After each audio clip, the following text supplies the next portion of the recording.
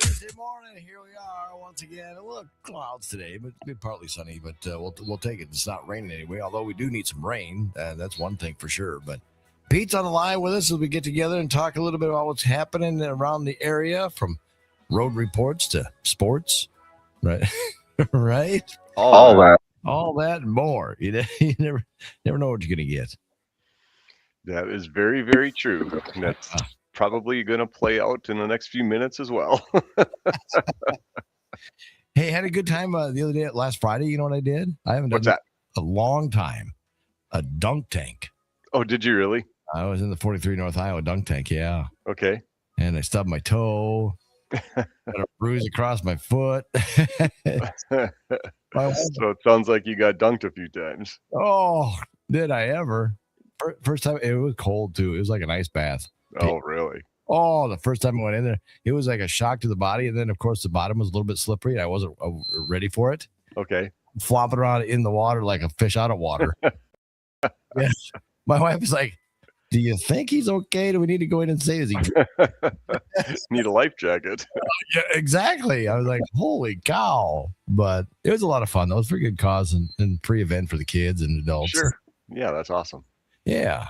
When's the last time you were in a dunk tank, Pete? Oh, man, it was a long time ago. How would you like to go in again? Yeah, I knew that was coming. Yeah, I think I can't remember. I think it was up in Manly, and one of my buddies was trying to dunk me, and he missed with all of his throws, so he ran past the line up and punched it to knock me in. But as I went in, I made sure that I kicked water his way, so he got almost as wet as I did. There's a spot open for you, Pete. There is, huh? July 11th, so I think you might be nominated to get in there. Yeah, I think I'm out of town that weekend. No, you're not. Actually, I think I am. I'm very serious. Otherwise, I'd consider it. Oh, Pete, it's early. What time are you leaving? We would be leaving on the 10th, actually. Oh, would you? And you'll be back on the 11th? Nope, back on the 12th. Oh, darn. You're gonna miss out. Yeah, it's up in the air. I will let you know. Okay. It's not a for sure thing by any reason yet. Isn't it? Okay. All right. I'll let you know when I see the forecast for the day. Yeah. Where's this at? It's not like down in like Oskaloosa or something, is it? Oh, small town of Garner. I know where that is. I think Pete's a bigger celebrity than I am. Oh, I doubt that. I think so. If you're in town, you're taking my place. Oh, no, I couldn't do that. Not the hometown boy. Oh no. I don't know if I could do it. Honestly, Pete, I don't know if I could do it because of my foot. Oh, you're injured. I'm injured. Yeah. You're on the disabled list, the injured list, whatever they call it now. I am. I'm like gimping around. My wife's like, "Oh my goodness, you got to milk this for weeks." You day to day, or 7 to 10 days, or what's the prognosis? When's the 11th? I'm a good a month. You'll be healthy on the 12th. I'm still gimping around, Pete. Are you really? Oh yeah. Then somehow I got bummed up knee too, and we had the chain between the chamber golf and dunk tank. Man, I tell you what, sports is. So you got to stop having fun. You need to just work. Exactly. I need to stay behind the desk and sit down. Exactly. Exactly. Oh boy. But hey, there are people out there working though, and working hard. Had some good weather for it, although we need some rain because we do need rain. Yeah, it's bad. What's going on in road construction? Is any of that moving along pretty good? It actually, we're in very good spot with pretty much all of our projects. Again, like you said, we could use the rain, but the dry weather has really helped us move these projects along. We'll start with the I-35 reconstruction project down in the Sheffield area. By July 6th, we hope to start paving the main line there. So that's right on schedule. So that's good. And if things move well, we hope to be out of the head-to-head pattern by Labor Day. So we'll see what happens with that one. On I-35, staying on the interstate, between 193 and 194 exits in Clear Lake. We need to do some seeding and some fertilizing yet. That'll probably happen next week. There's also some work on the northbound railroad bridge to be finished up. They may need a lane closure for that, but it should only be for a couple days, if a week at the most, and it should be happening either before or right after the 4th. Let's see, US 18 and Garner, still some small things to do down there. We're waiting for the contractor to come back in, and we're waiting for the railroad to come in and put in the new crossing signs and the new cross bucks and the bars that go down across the tracks. So we'll let you know when we know when they're coming back in. In Mason City, Iowa 122 between Monroe and Pierce, the underground work is pretty much done up to the Crescent Street, Crescent Avenue, whatever it is, up by Hy-Vee and the hospital there. So things are going well there also. US 65 in Mason City, they are hoping to start paving the north end of that project today. So hopefully that pans out and they can start getting some concrete down and doing some work in that area. The US 65 bridge replacement between Sheffield and Rockwell, the beams are all set. They're now working on doing the decking, and they actually hope to have a deck pour on July 2nd, which is really, really quick. So that thing is moving along very well. Also, again, still shooting to have US 65 back open by mid-August. And the US 69 project that's going on in Belmont, all the concrete work is done. They still have to do the pavement marking that runs between the curb and the sidewalk, so more or less the crosswalks. This fall, they will be back in to do sod work because that's when we're going to get the best growth out of it. Although the weather we've had right now is pretty good for growing grass too, but we know that can change in a heartbeat. Yeah. Hopefully on July 6th, on between mile marker 212 and 216, so about 15, 20 miles north of the Clear Lake exit, we're going to do some paving there on I-35. That could start the week after the 4th. We'll know more once we get closer. And on Iowa 9, between 218 and Riceville, the pipe work is mainly done. So possibly next week, you're going to see some work start taking place on the road, as well as the new turn lane for eastbound Iowa 9 traffic that will be turning south on 218. So that will hopefully get going next week, all weather dependent, of course. But it kind of sums things up. Things like we mentioned, it's dry. It's been good for getting a lot of construction done. We do need the rain, but so far so good on these projects. How about coming up with the holidays? I'm guessing the guys and gals are going to be taking off for the 4th of July celebration, probably starting out on the 3rd. More than likely, yes. And again, as we've mentioned, especially on the interstate where we can have people not on the road, we will have them not on the road. We will not allow them to work because of all the extra traffic. Again, you're still going to see the closure like you have down by Sheffield, but other than that, yes, we expect most of the crews to be off the road over the holiday. Boy, I tell you what, the good thing to do is have that app with you too, because like if you get into Minnesota, oh my goodness, the whole state's like every other section is like blocked off for construction. There's a lot of work going on up there, as you know, when you go up there, and I've been up there a few times, and yeah, it's busy. Even between here and Minneapolis, there's a lot of work going on, especially on the south end of Minneapolis. So yeah, just like you mentioned, check the Iowa app, check whatever state you're traveling through, check their app or website so you're aware of what you're getting into, and maybe change your route, or at least be ready for it so it's not a surprise and you don't have to deal with the frustration.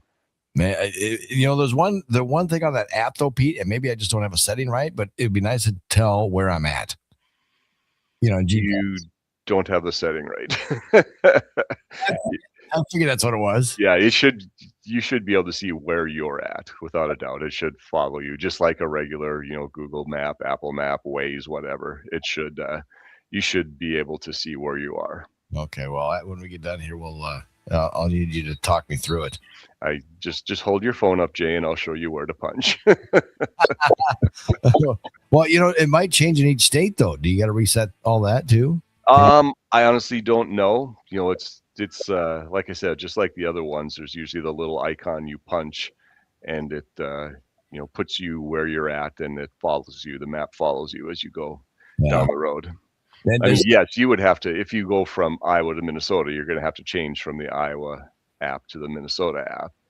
That's why I was ghosted when I got into Minnesota. That would do it. That would do it. Explains it, because I'm going, we used to be there, I thought, but maybe it updated and didn't put that back on there again. Yep. No, the Iowa app has always just covered Iowa. There's enough going on in Iowa for us to deal with. We can let the other states deal with their own stuff. Exactly. Unless you got an Iowan going into Minnesota, then they love being behind us Iowa people. Yeah, exactly. They love us. Now, when you have that on, does it take you like an alternate? I mean, it'll automatically take you around those detours and try and avoid those construction sites, won't they? I don't believe the 511 apps will. A lot of like the Google and the Waze, and I believe Apple will as well. But what I use the 511 apps for mainly is for planning. And then I will also, if you use the Google apps, and they're only going to take you around if it's something major, they're going to reroute you. I mean, like a couple years ago when we were going up to northern Minnesota, they rerouted us and we couldn't figure out why. And we didn't listen, and we just went our normal way and ended up taking a very long detour because we didn't listen to the app. We go up to like Interstate 35 to 13 to 14, which is really easy for me because it's 13, 14, 15, and then jump on 10. Okay. And so you bypass the cities and all. It takes a little bit longer, but you know what? It could take me just as long if I go through the city and get caught in construction. Sure. Yeah. Yep. No, like I said, it gives you the option, and that's the big thing. And like I said, it lets you know what is happening. It lets you know what you might have to deal with or what you might want to avoid, like you just said. So yeah, it's just nice to have the options and to know what other routes you can take. Yeah. So just go ahead. 511ia.org is the website. Yep. And the 511IA app. Yeah. So do that. You been watching basketball, Pete? Off and on. Yeah, a little bit. I watched, I had the Fever on for a while last night. Most of the game, I guess. I'll be honest with you, I was watching the Twins as well, so I was kind of going back and forth. But things got a little bit intense at the end of that Fever game. Oh boy, did they ever! Wow, Sophie Cunningham, she doesn't back down. She doesn't. She's a blonde fire.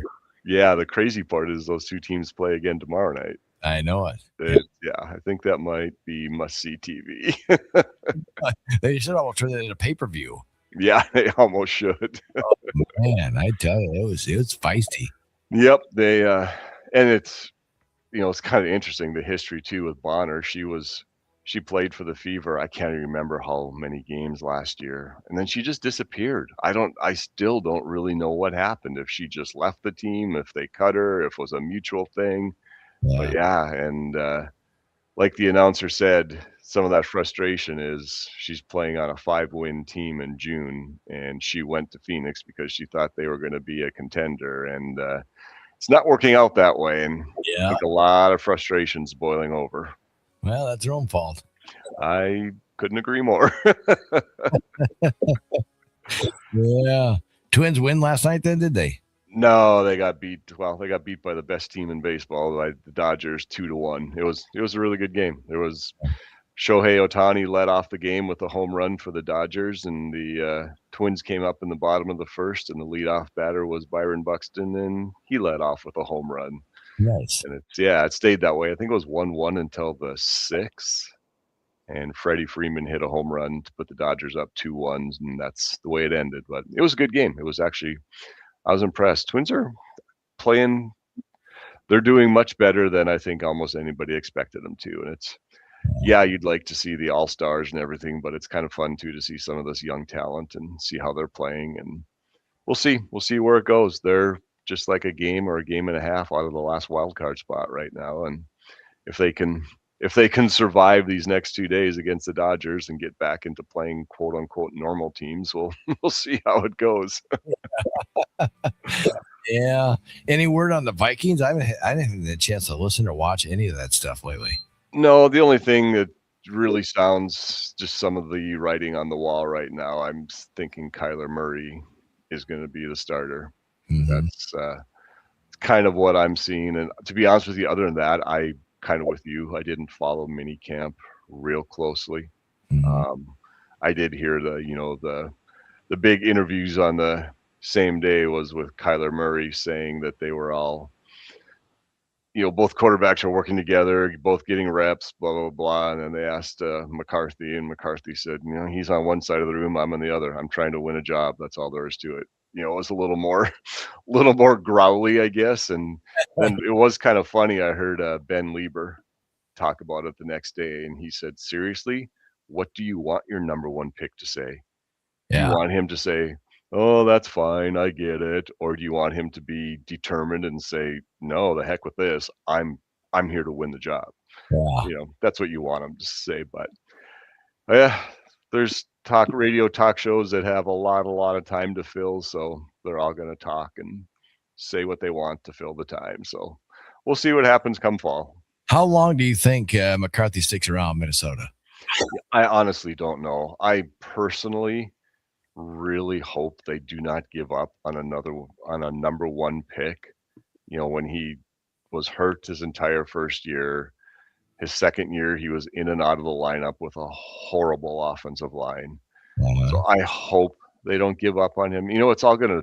It's really going to depend on what happens this year. If Kyler Murray comes in and plays like Sam Darnold did, yeah, I really have a hard time seeing the Vikings release Kyler Murray and watch him go to wherever and win a Super Bowl.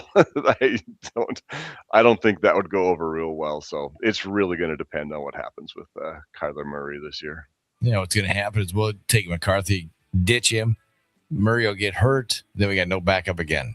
It's possible. I even heard, I think it was last week, one of the guys out of Minneapolis, one of the reporters said that the real battle in camp is between Carson Wentz and JJ McCarthy for the number 2 job.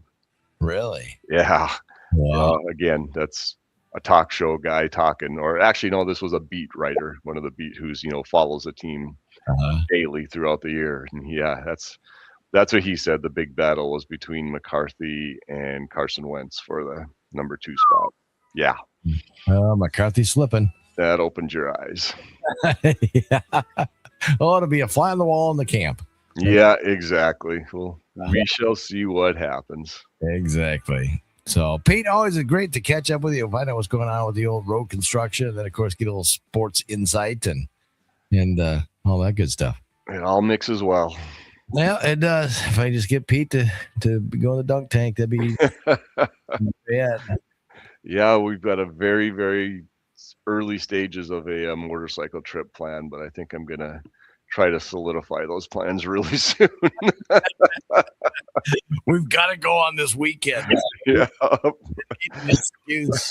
I just wanted to have my spot filled that way, because I'm injured. So I would hate to take the spot of the hometown boy. I don't know if I could sleep at night. I think you do just fine. Yeah. Oh, that's funny. Pete, have a great week. All right. All right, do the same, Jay. That's the good stuff.